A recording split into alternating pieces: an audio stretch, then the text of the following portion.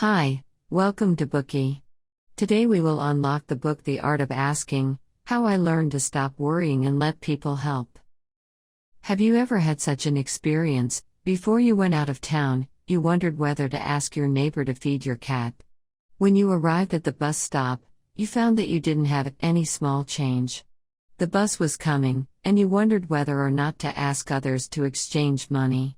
Have you ever faced difficulties at work and needed help, but you couldn't open your mouth to ask your colleagues? For most people, it seems that asking for help is never the first option. When people encounter problems, they are accustomed to solving them themselves.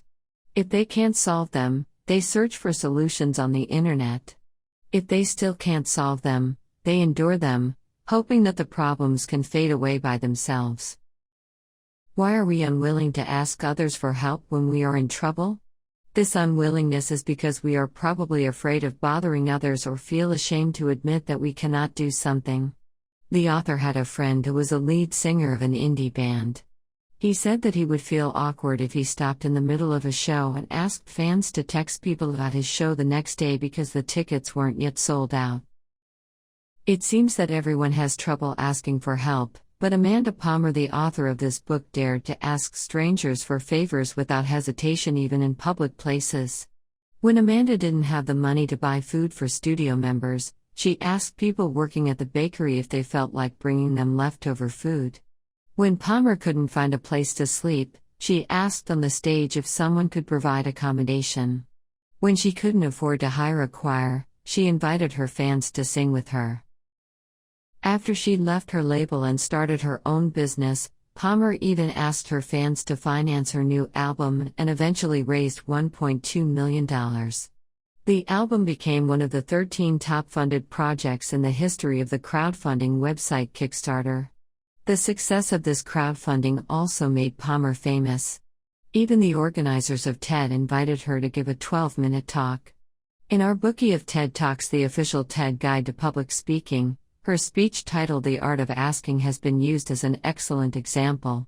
With the same title as this book, her TED Talk has been viewed at least 12 million times worldwide. Palmer is not a professional writer. She is a rock singer, songwriter, activist, director, blogger, and a researcher at the Berkman Klein Center for Internet and Society at Harvard University. Amanda is famous for not being afraid of asking and has an extraordinarily successful career. However, she found that she still had difficulty asking for help when she faced tricky problems as a musician, friend, or wife.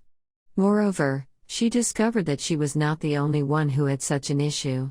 Many people are afraid to ask others for help, which paralyzes their lives and interpersonal relationships. In this book, Palmer tells the story of her journey full of ups and downs, and the extension of asking through exploring the obstacles she and people around her encounter during their lives. This book is not one that teaches you the skill of asking. It tells us how to overcome the shame of asking and become comfortable with it. Next, we will extract the key points from this book through the following 3 parts. Part 1, The Start of Asking. Part 2, The Exploration of Asking. Part 3, The Extension of Asking.